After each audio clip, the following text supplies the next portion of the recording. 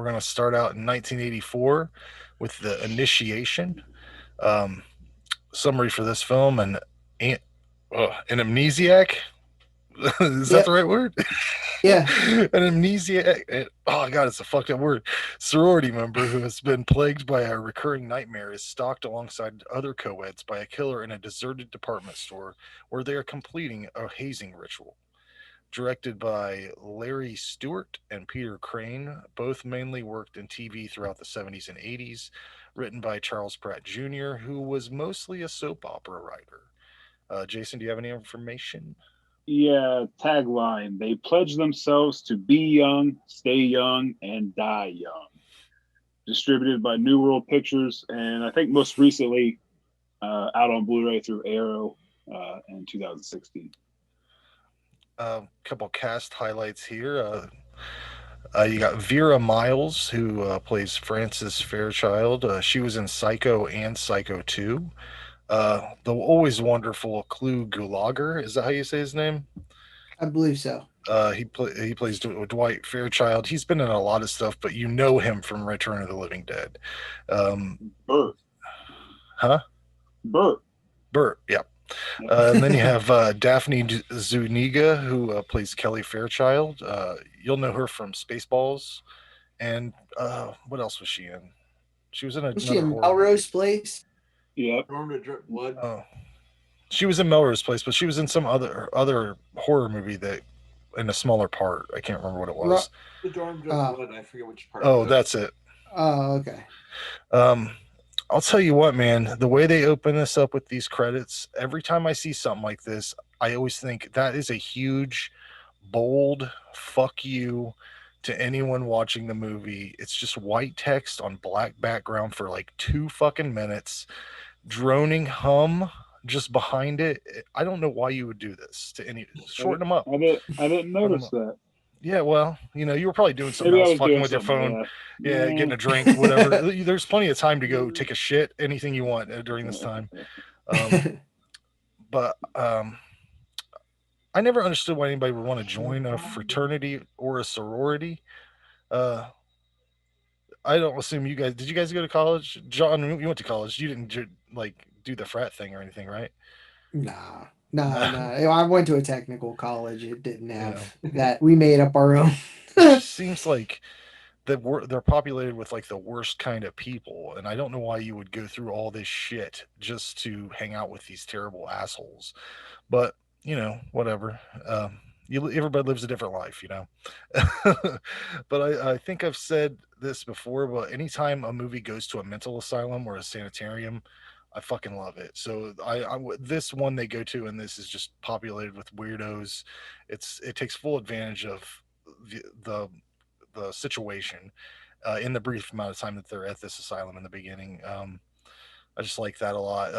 Clu Gulager's outfit, he, I liked that a lot. He had an ascot on and a belt buckle, and he's like shooting a gun. He's fun. He's really fun in this movie.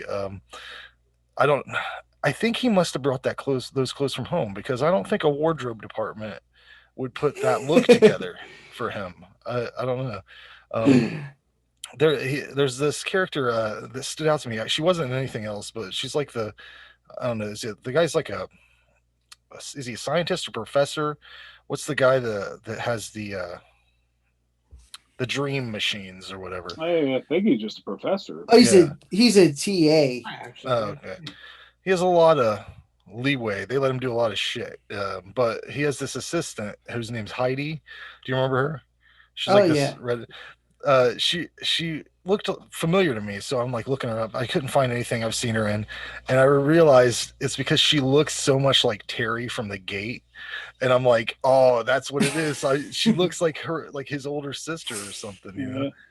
Oh Um, man. I felt like a dumbass when I looked that up, but She also kind of looks like the humanized version of the what are they called? Chip, the girl chip or chipmunks. So like chip oh, okay, guts, yeah, there the you one go, with glasses.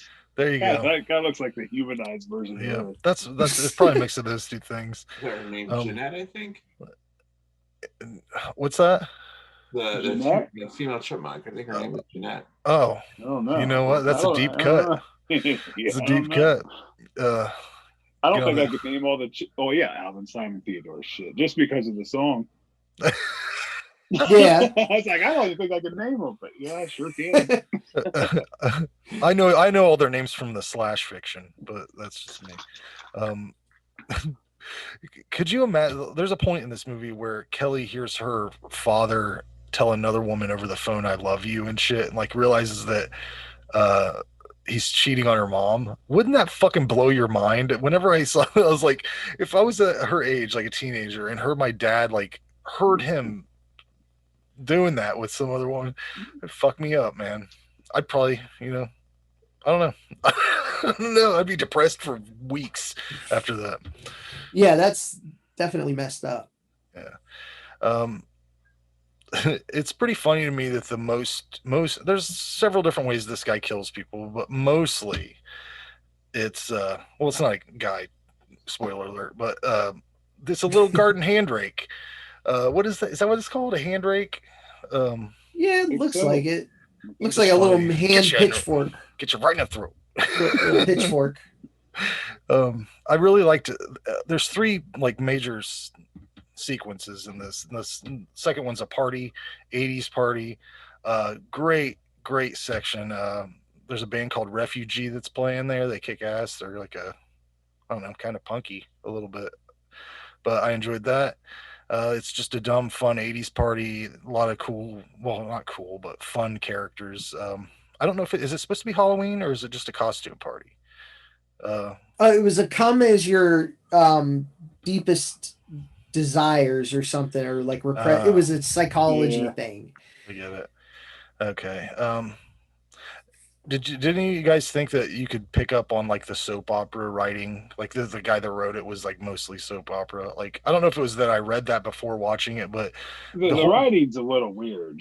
there's the whole part with the professor guy Peter and Kelly when they kiss.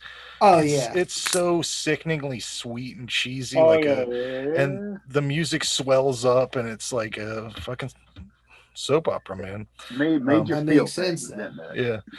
Yeah. Overall, They manipulated his feelings. yeah. Yeah, you don't like that. No, it didn't manipulate my feelings. It was just it wasn't good enough to do that. It was like if you saw like a soap opera from this time period, it was just like that.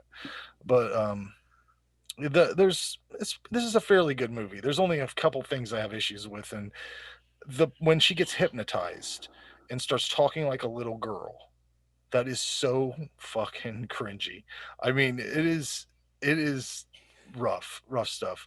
Um, and I think that another mark against this film is the occasional lulls in like the progression of the story in a vague attempt to endear you to these characters. But I liked all the characters to begin with, so it wasn't like they needed to do that much work. It seemed like they were trying to get you more involved with them than what uh, they needed to do. They were good, well written characters, I thought. But You're on the money. You're on the money there. Yeah, and that's what was weird about it because I liked every character. And normally in a slasher, they want you to hate all of them and want them to die right away. But you know, this was different. We got another porn at work alert. I really want some stats on how much porn security guards watch while they're on the job. So if anybody is a security guard, and it's well, these guys are it's always magazines. I mean, modern day, it's probably constantly, but they read these things like they're for articles and stuff. They're always like, huh. And they just put them to the side like you would a newspaper. The actress Hunter Tylo plays Allison in this movie, and it's she's one of these cases where I was trying to figure out the cast, and I looked at her picture on IMDb, and I'm like, well, that's not that person. It took me forever because she's had so much plastic surgery. It's really a shame what she's done to herself over the years because like she's unidentifiable. She looks like a character from Escape from LA. It's bizarre, but I thought she did a great job, and I don't know. I don't know. She must have got into her own head about that, like plastic surgery shit. Because I don't know. It's wild. um, there's a bow and arrow kill in this movie, which is pretty rare, I Two, think. Oh, two, there is. There's two. There's a two Hmm. bow and crossbow, arrows. but I was like, that stood out to me because the only ones I can think of are Friday the 13th and Valentine. Can you think of any other But ones? yeah, Sleepaway not off the Camp. top. Oh, yeah, that's true. Yeah, every time I see one though, I appreciate them. Yeah, it's a lot of work. Scouts. There's some arrow kills and scouts. I think I've seen that. Um, Oh, that's a good one. Hmm. the setting for the shopping center is the Dallas Market Center. It was also used in Logan's Run. This is like a big trading center in Dallas. It's like the not the World Trade. It's a they go there and do stock stuff, but it's also a huge mall thing. Like the part where they had all the flags and shit. That's like their trading. You know, that's where they trade stocks and shit. Hmm. So like yeah, I liked all the settings that this movie has. It's one of the coolest shopping centers you've ever seen. It kind of had flavor of um, Dawn of the Dead a little bit. Them just having free access to this center. But I thought Allison's death was the most gruesome, probably my favorite. The image of the bloody microphone just out of her reach was just. I loved how it looked. It was a great piece of film. I like the ending too. I didn't see the twist coming, and it didn't piss me off. Little weird, but I think about the coolest part about the ending is the freeze frame. Just that they decided to do that. I give this an 8 out of 10. Liked it. Yeah, so I'll go. So we have 80s slasher, which everyone knows is my comfort food there. This one's a little slow. It feels a little long, and I think it's due to the writing. I think they spent like too much time like trying to throw in plot twist, and I don't know. The writing just is weird to me. Like it's slow. It gets boring in parts. It's a decent story and everything, Mm-hmm. but I'll be honest. The first time I watched this movie, like, no, I wasn't expecting the ending because I really had no idea what was even going on. I was like, I didn't even know there was another girl. There's another girl, right? Like Right, you never see her. You're always twins or supposed to. whatever. You're always supposed to Mhm. think that it's that guy that ends up being her dad. Like you're always Mhm. supposed to think it's Yeah. him. So Yeah. it got kind of weird and confusing for me. I think if they would have spent more time on better kills, some better practical effects, this could have been a 9, 9 or 10 for me. I'm with you, Frank. I like the settings. I like the sorority house, and then they move it to the mall, and it is kind of I guess it's a mall. I mean, Yeah. they called it a department store, but this thing is like Yeah. I don't know how many levels high, but It's hard to it's even explain. I had when I looked it up on Google, it is hard to even explain what it is because it's like they trade stocks in that one part, but then everything else is yeah. like a huge giant mall. So So it's like, those flags and everything, I swear I've seen this before. Like mm, outside of this movie, I've seen a picture of that. Looks I don't yeah, know, just that part looks really familiar. But I I think they did a good job with the cast. I think the acting's solid. I even jotted down the two arrow kills. I like seeing that. Um,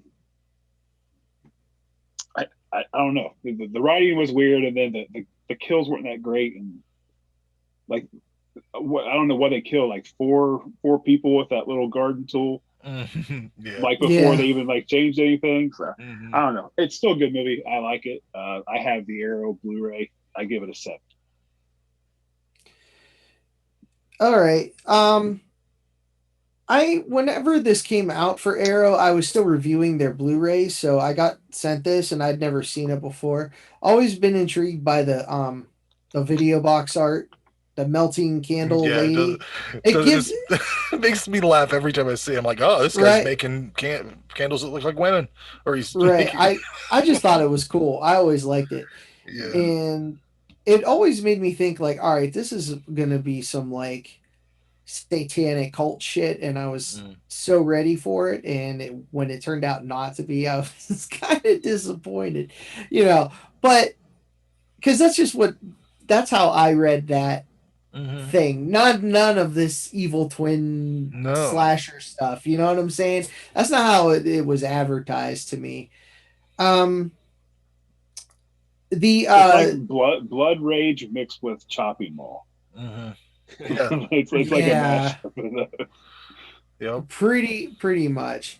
I really did like that setting. It was just so like huge. It was so huge and empty. When it was empty, it was pretty creepy. But there was also like ample room where I feel like this kind of is too big to maybe be effective with the killing. Like she was always right where they were, and I feel like if they were really running and trying, they could be doing Yeah. jumping stairwells and stuff. It You know what I definitely mean? didn't have that claustrophobic feel to it. And wouldn't you think that one of the Right. wouldn't you But it think was that big one and of empty the though. So wouldn't you that's think creepy too. that one of these sisters would have an advantage over the other one as growing up with this scenario, this building, and like knowing the way around it a little better? Or did they both grow up knowing this building? I don't know. It got confusing once they revealed that there was two women. So I don't know. Well, she got put away. The evil twin got put Okay. away right after the fire because Okay. she stabbed Clu. Right, she stabbed him, and That was Vera confusing Miles- too. That Yeah, whole thing. Vera Miles was like, "Get the fuck out of here! You ain't fucking up my meal ticket." You know, that one sorority girl, Megan, the leader, like she gave me some serious Karen Black vibes. Like Same, and crazy. she looks Like- like she's close to 40 years old. That's true for And sure. That is true. She's getting her doctorate, double doctorate. She's been there for a while. She's like Van Wilder. She comes with Right. the house. Right, exactly. I really liked the mental institution scenes, and when I read on IMDb, is it turned out to be those scenes were done by the original director Peter Crane, but they didn't like his Euro. What they call it? A Euro art house. They didn't like his Euro art house aesthetics. Mhm. So he shot those two scenes and then they fired him. And you got to admit, it looks incredibly different. Well, they It's- brought the writer in to finish those up, didn't they? Is that what happened? Or did they Oh, bring who did they bring somebody else in or no? Well, they brought in whoever actually directed it. Oh, okay, Larry okay. Stewart. I get it. I'm So- confused as shit. I'm confused as shit, man. Well, Peter Crane. That's what I'm Peter, saying. You know the writing is. Yeah, the first something the is first off director, about this movie. Yeah. I mean, it didn't really do much for me. It ran long. Jason, you're right. It totally did. ran long, and I don't know. The whole initiation was stupid. It's like they bailed on a concept or something because they Yeah. did start it out to seem like a cult thing, like with all the girls and the candles and all that shit at the beginning, and they were doing all that weird creepy shit, and then it kind of just fell apart and it turned into a different movie. It was like fucking Stripes. You know how Stripes is great and then it fucking falls off. I don't know. Continue. I'm just... Stripes is always great, all the way through. I don't care. Yeah, like this one when I watched it a couple years ago, and then again, last week I watched it last week. It still didn't do much for me. I like the acting. The whole twist was just like, all right, whatever. You know, evil twin. It didn't do nothing for me the first time because I feel like I called it. You know what I mean? Like I was just like, well, it's definitely not the dad. He's grotesque looking, but they're not going to make him grotesque looking and the killer. He's already been. I just seen. fucking went with it, man. I was Well, it was too obvious. That's what I kept thinking. I'm like, well, they're not even trying. But then I figured they're soap opera. It's a soap opera writer, so yeah. But then they always I'm do Victor shit like Newman, damn you! Soap operas always have twists, so I should have seen that shit coming. What the twist? They always have twins too, don't they? Isn't that a trope of soap operas? no. There's always twins. The good and evil twin. There you Midnight Twins. go. So yeah, I mean the characters were cool. I like the characters. Just the movie itself was just eh. So I gave it. That's what I wrote. 5 out of 10. That's what I wrote. Rob? Oh, I really dug it. It was one of my favorites when I saw it as a kid. And it's like a lot of creepy things happen, a lot of good camera angles. But my favorite part was the beginning, opening with the insane asylum part and the murder of the nurse. Yeah, that was a really cool setup there. And then basically, it's like, and also one of the good gory kills. I got a kick out of that one.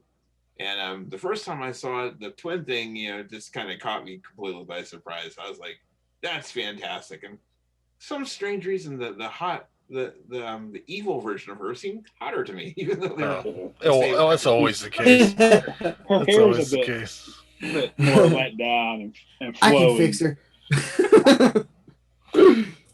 Yeah. Yeah. Think 8.5 though. Oh.